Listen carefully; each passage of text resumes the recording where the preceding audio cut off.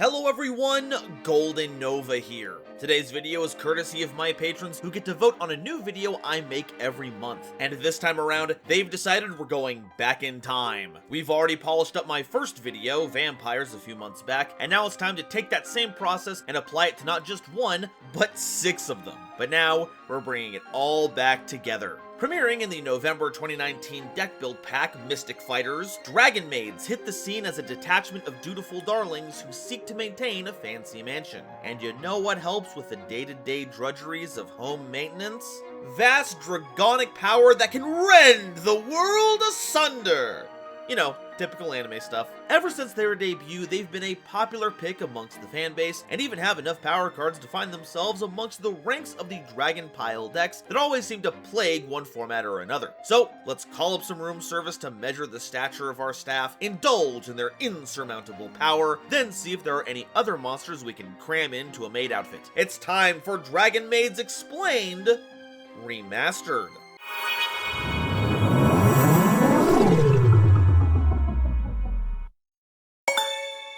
Today's episode is brought to you by my lovely patrons, as well as the wonderful people over at Dragon Shield. Get the sleeves as strong as dragon scales and save 5% on your order by using coupon code GoldenNova at checkout.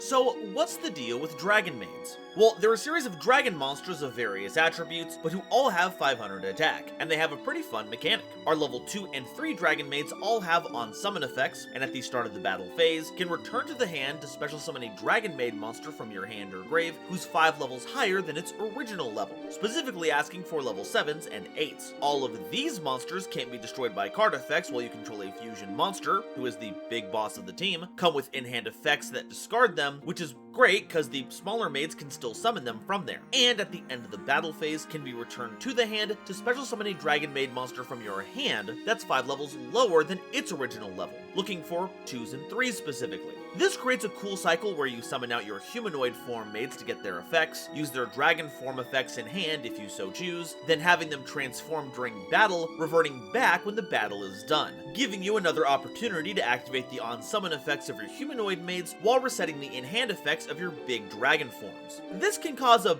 bit of an upset where you have level 3 humanoid forms, but only level 7 big dragon forms, but the trade-off is that the big dragons can essentially pivot you between the 2 humanoid forms, getting both of their effects in a turn instead of summoning the same one twice and having to run face first into their hard once per turn clauses. Oh, and 2 fun facts. One is that the big dragon form names are anagrams of the jobs of their base human forms, and 2, that this was almost certainly based off of Miss Kobayashi's Dragonmaid. Now, since our monsters effectively come in pairs, we're going to cover them like that as well. First up is Laundry Dragonmaid, a level 2 water monster with 1600 defense, and if normal or special summoned, you can mill 3 cards. So while not specifically setting up your grave for anything, it does have the chance to hit multiple good grave cards, giving the deck a bit more synergy not just with dragons, but decks that work best when they're past their expiration date. Their battle form is Dragonmaid Yugioh, a level 7 water monster with 2600 attack and 1600 defense, and you can discard this card, then target a monster in either grave and shuffle it into the deck. So on top of the maids having specific dragon and humanoid pairs, their effects also kinda mesh. Yugioh can recycle a monster you want back into your deck if you accidentally milled it, or even mess up your opponent's grave if need be. Unfortunately, this is not at quick effect speed, so this won't have the same kind of devastating impact as DD Crow or the Bestials, but it's still an option that may be worth considering, especially if you have your own cards that are worth a second go around. Otherwise, the effect will be a bit of a wash.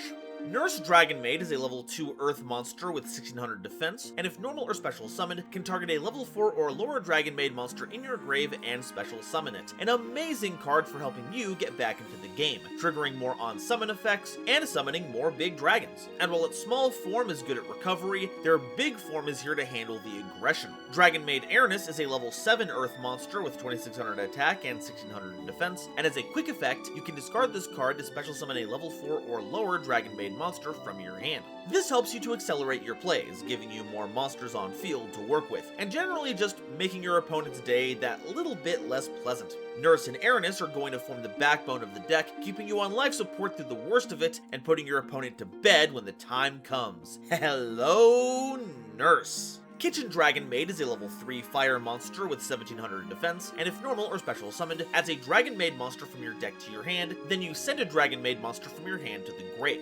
Now, this does mean it's not getting you any actual card advantage. You have to send away a card once you get a card, but if you discard a large Dragonmaid, this is basically going to be a +1, so long as it's the right level to fit into the summons of whatever humanoid form you have on field. Or, alternatively, you can just search a level 8 Dragonmaid with the express purpose of pitching it, and from that point, every time you summon Kitchen back to the field afterwards, you'll have the big Dragonmaid in hand ready to pitch. In fact, let's meet one of those big monsters right now. Dragonmaid Tinkek is a level 8 fire monster with 2700 attack and 1700 defense, and as a quick effect, you can discard this card, then target a Dragonmaid monster you control, and it gains 2000 attack until the end of the turn. This mimics the attack gain the maids get when they transform, which means Tinkek uses the power of delicious baked goods to infuse their allies with their own draconic power. Not sure how it lines up with a looting effect thematically, but I'm certainly not complaining. This means that any of our monsters can be a threat, even if you summon out your smaller ones in attack position, so your opponent will have to be wary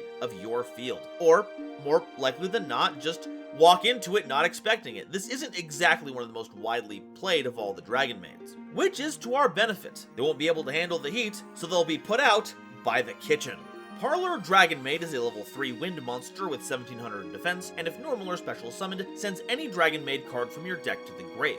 This is another way to set up our big dragons so they can hit the field, but is actually more than that, because Parlor can send any on-theme card, and a lot of our spells and traps have great grave effects, so being able to load it up every turn is going to be crucial for the grind game. As for what they turn into, Dragonmaid Lorepar is a level 8 wind monster with 2700 attack and 1700 defense, and you can discard this card, then target a face-up monster on the field, and players cannot activate that target's effects on the field this turn. Like with New Jarl, this is not a quick effect, so don't go thinking you can use this as some kind of effect veiler replacement.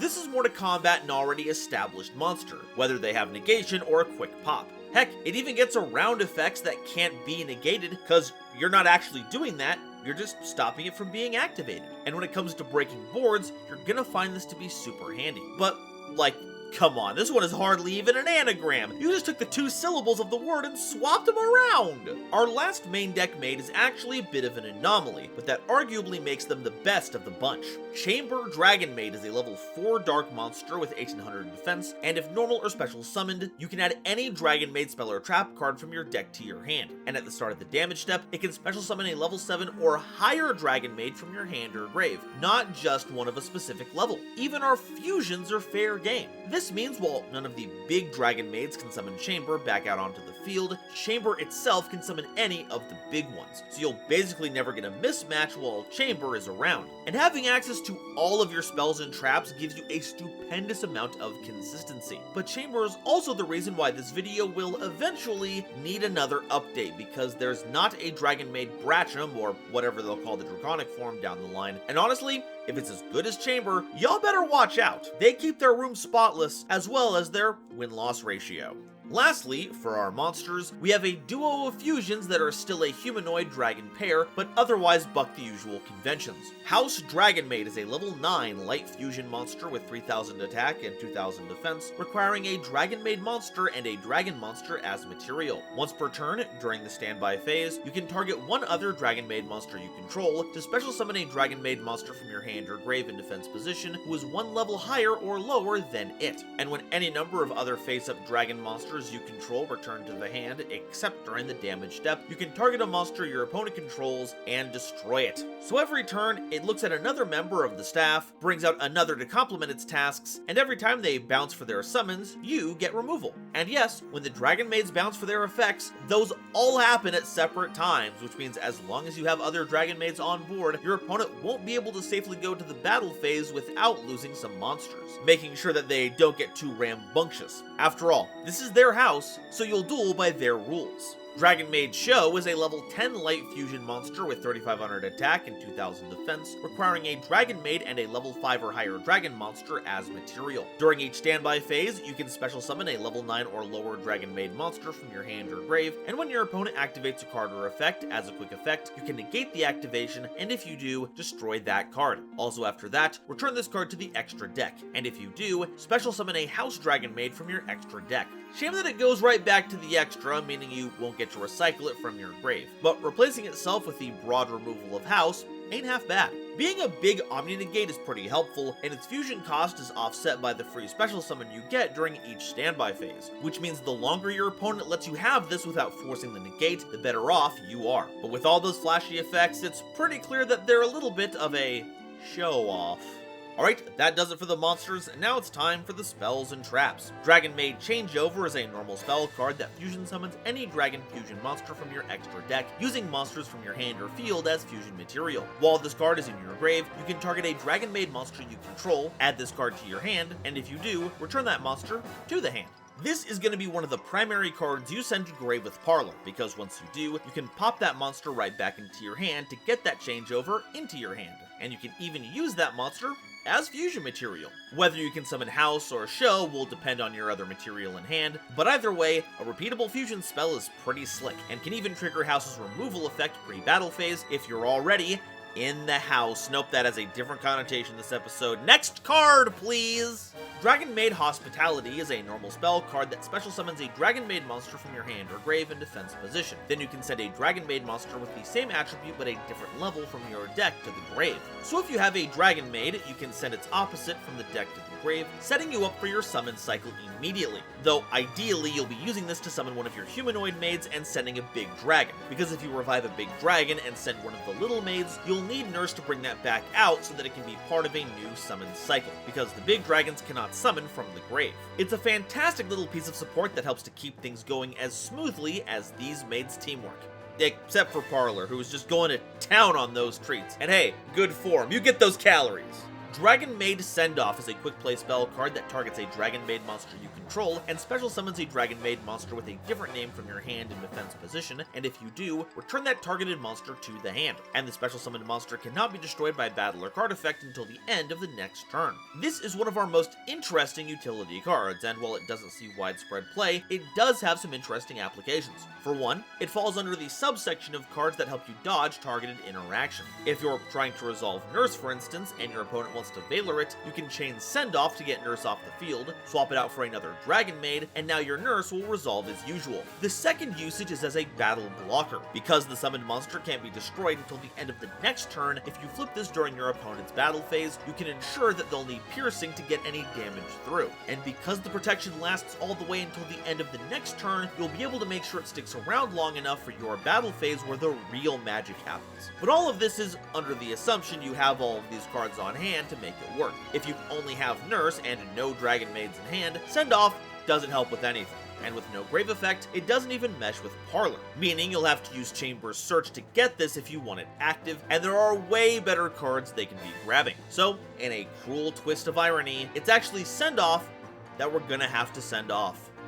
Dragonmaid Welcome is a continuous spell card that gives all of your monsters 100 attack and defense boost for each Dragonmaid monster you control. If you control 2 or more Dragonmaid monsters, you can target a Dragonmaid card in your grave, except a copy of this card, and add it to your hand. And if this card is sent to the grave, your opponent can't target Dragonmaid monsters you control with card effects this turn. God, I love effects like this. Scaling power boosts that affect your entire lineup is a quick way to reach lethal damage, and while it only counts Dragonmaids for how much the boost is, all of your monsters receive it, even your off-theme ones. It's also an excellent source of recursion, getting back on-theme cards, not just monsters, and randomly gives you targeting protection, which we can trigger off of Parlor if we need it. This card is going to make sure you get more than a warm reception, because it's not just Tinkek, we've got the entire spectrum of breath weapons to work with here.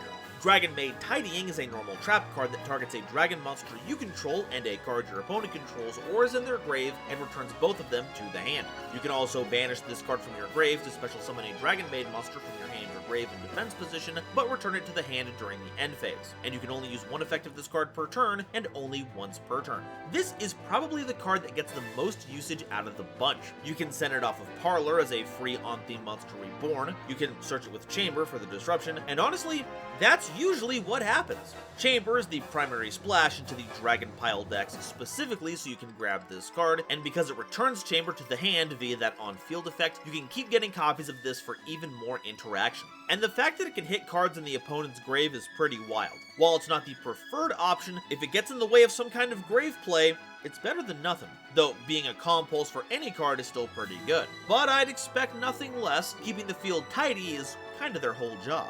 Dragonmaid Downtime is a continuous trap card that has you targeting a Dragonmaid monster to use one of two effects. Either return the targeted monster to the hand, and if you do, add a Dragonmaid card from your deck to your hand, or return the targeted monster to the hand, and if you do, return a spell or trap card your opponent controls to the hand. So once per turn, it's either a searcher or backer removal that doesn't trigger any kind of grave effect. Not to mention, this is also another way to get the house removal at times you otherwise wouldn't be able to. If you have nothing more pressing to use it on, you can just bounce back your cards to get important support, or you can activate this during the end phase of your opponent's turn to bounce a trap card that they were hoping to shut you down with during your turn. But that sounds like a lot of work, the opposite of downtime.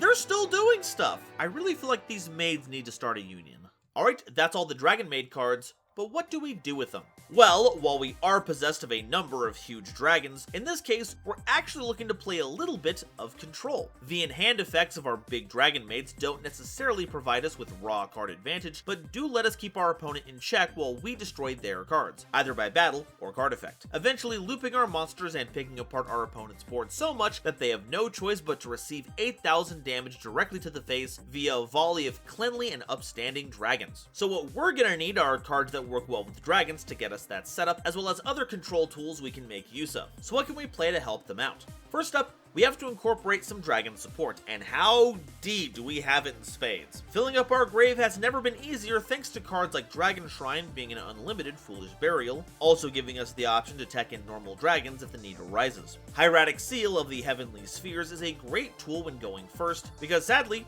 we can't transform our dragon maids without a battle phase. Sphere is a strong interrupt that also replaces itself with another dragon, and more likely than not we're going to be summoning Chamber for the spell and trap search. That way we've got a lot of follow-up on the next turn. Another useful link is Guard Dragon Pisty. So long as we have the right link arrows, we can bring back our dragons directly from the grave so we can access them immediately. And speaking of guard dragons, World Legacy Guard Dragon is a great way to revive any of our humanoid dragon maids for more value, and for repositioning Pisty for its effect. And you know what card can search that for us? Ib the World Chalice Justiciar, recently freed from the Forbidden List. We're gonna need a good tuner to work with this, preferably a level 2 or 3 to work with our level 2 and 3 Dragon Maids, but another option is to play Unexpected Die to summon out a World Chalice monster, since the normals can be used as tuners anyway. Though, at that point, you may as well just use Galaxy Serpent, which itself is a dragon and can still work with World Chalice Guard Dragon, which you can summon right from your deck after sending the Synchro Summoned Ib to the graveyard, which itself can summon back a normal monster to a zone a link monster points to from the grave. So you can actually get away with a lot of synchro climbing in this deck.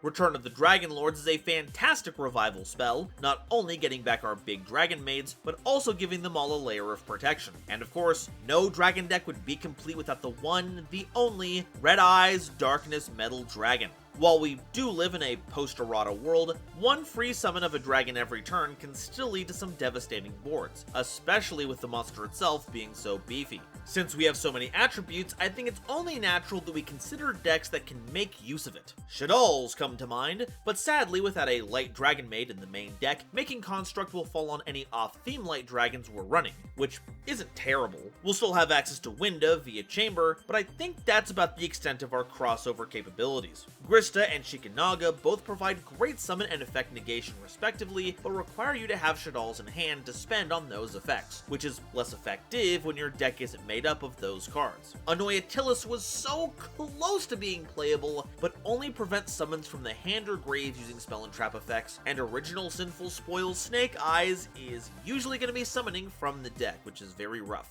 Alternatively though, Dragonmaid, for some reason, does not have a field spell, despite the fact that it really should. And while it would clash with their image, it may be time for a bit of a meltdown. While we're still relying on off-theme monsters for access to Mechaba, mostly, we can also summon a powerful board breaker in Purgatrio, a defensive powerhouse in Coctis, a tricky flipper in Raijin, and a big in Magallanica. And while banishing our Dragon Maids does remove them from the cycle, if we use material from the hand, especially the big Dragon Maids, it's basically free. Or, we just use our opponent's grave. That's also a big help. Compulsory Evacuation Device is also a fantastic pick for this deck. Not only has it always been a great way to get rid of extra deck monsters, on the off chance we need to use it to bounce our own dragons back to hand, well, that is a dragon going back to the hand, which House sees, causing it to open fire on the opponent. As for a silly tech pick, well, see, I want to force Branded Fusion again. If we get rid of all the off-theme extra deck dragon stuff, we are just a fusion deck. The problem is that it doesn't mesh super well because both Albion the Branded Dragon and Lubellion the Searing Dragon only fuse level 8 and lower monsters with their effects. Heck, you can't even cheese Albaz the Ashened with this for its targeting protection because it also only cares about level 8 fusion monsters. I had honestly given up hope until I looked beyond the veil, because we have a Miracle Fusion! Aside from Dragon's Mirror, branded in white! We can tech an Albaz so we can use material from the grave, and if we pitch this for Albaz's effect, we can actually recycle it. To say nothing of the fact that we get to steal our opponent's monsters for other fusions. Now, the issue is that because Albaz is only level 4, we can't use it to help make show, which is why we have Albion the Shrouded Dragon, a level 8 monster that takes on Albaz's name while in the grave. Heck, if it's in the grave, we can send a Branded in White from the deck to the graveyard, and that lets us set it to the field later because it countered as Albaz when we use that effect. Alright, that's all the info I have on Dragon Maids, but how does it stack up against the Nova scale? Novelty. Generally, monsters ramp up in power as the game continues. Not necessarily the individual piece of cardboard, but the characters on them. The theme's narrative takes a monster like our original Hearts from the Visas lore and turning them into their extra deck forms, or Arum going on a long journey from scrappy normal monster to big extra deck threat. Very rarely is the intended cycle to have individual monsters bounce between those two forms, and I think Dragon Maids pull it off in a way that's functional and interesting without any kind of frustration that you're losing power, because thankfully every part of the cycle gets you some kind of value. The conceit of the deck is so unique that I just have to give them a 5 in novelty. Objectivity. While certain members of this theme have breached into one of the game's most egregious arguments for the existence of archetypes, Dragon Link, overall the deck is pretty tame. It's got some interaction, some value, and one Omni-Negate. The closest thing this deck gets to broken is when House nukes 4 or 5 monsters in a turn, which you do have to do a lot of setup for. This deck isn't doing anything to make the game unfun at all, so Dragon Maids get a 5 in objectivity. Versatility. Because our primary type is one of the most represented in the game, both in terms of card count and quality of card capabilities, it's inevitable that we'd see some crossover with other decks. Now, because of how dragon-centric the whole theme is, all of this really will just fit into that type. You're not going to be branching out to something like, machines or something, but because of the sheer breadth of generic support that bridges the gap between different kinds of dragon decks, this is a pretty easy 3 in versatility.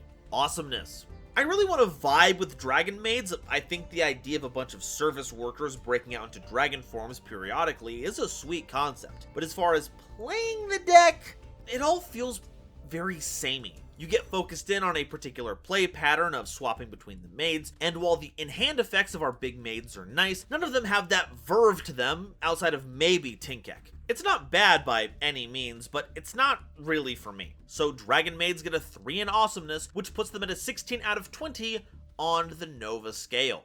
And that's all I have to say about Dragon Maids, and I couldn't be happier. I feel like I have a much deeper understanding of how the deck is meant to operate now as opposed to when I first took a look at them, partly because I'm now seeing it in its entirety. But I'd also like to think that it's a byproduct of, 4 years of doing this. Good grief. We certainly have come a long way since then, and I know I get sentimental every time I do this, but really, thank you all so much. It's been incredible that you're all here to help me make this my job. It's It's honestly the best. There's still so much left for us to do though, but honestly, I'm still so happy that we've made it this far. But now, I want to hear what you all have to say. Do you think that dragon maids are fit for service, or do they still need to sweep up around here? And which one's your favorite? I really like Kitchen's vibes, but as far as the dragon forms go, I really like Ernest. Let me know what your favorites are down below, and if you haven't already, please be sure to like the video if you liked it, subscribe so you don't miss an episode, and share this video with somebody you know who loves Yu-Gi-Oh! It really does a lot to help me out.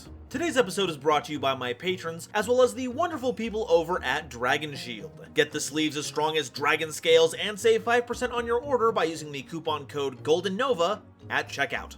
Today's episode was also brought to you by my lovely patrons, including this month's illustrious Quasar Commanders Sir Knight JCB and the Critic of Innocence, Nebula Navigator's 3rd Dynasty, Ada Basilisk, Adam Zajdel, Andrew Newman, Kane Senpai, Christopher Fuss, Clockswork, Dark Dragon X830, Emily-chan, Eric, Aaron the World Breaker, Frankie, Garland Chaos, Green Knight, Gloomba 331, Great Big Pillock, Groog, Hairbear, Harry the Ominous Benefactor, Howling Zangetsu, Iron Zero, Iskander 711, Carp, Mana Charge, Marion James E. Picata, Mega Combi, Millennia Asta, Muzuki Clark, Nathan Vig, Natiel Lee Alexander, Orozco 09096, Panther J, Rebel King Lucifer, Red Eyes Jackalow, RJ the Jank Monarch,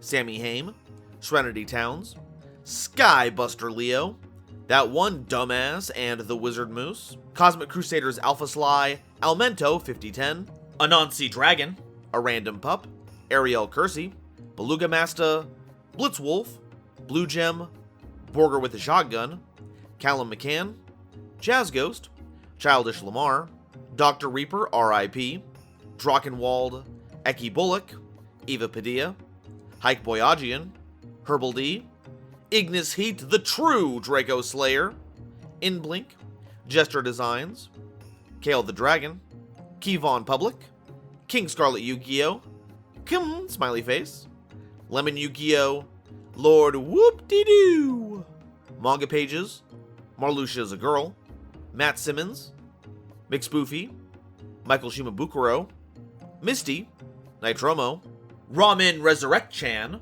Shizuki Nijimura, Sophie, apparently, Stephen Williamson, Taylor Seymour, the legendary Raven, and Zal Drekka, as well as the wonderful Starlight Explorers you see on screen now. If you'd like to help me in my journey to cover all of Yu-Gi-Oh's archetypes, get my videos early, be a part of these credits and other awesome perks, it would mean the world to me if you would check out the link to my Patreon in the description or consider joining as a YouTube member. And if you'd like to see another deck that loves its dragons, check out this video where I cover the OTK Catalysts, the Tenpai Dragons. Thank you all so much for watching, and I'll see you next time. Bye-bye.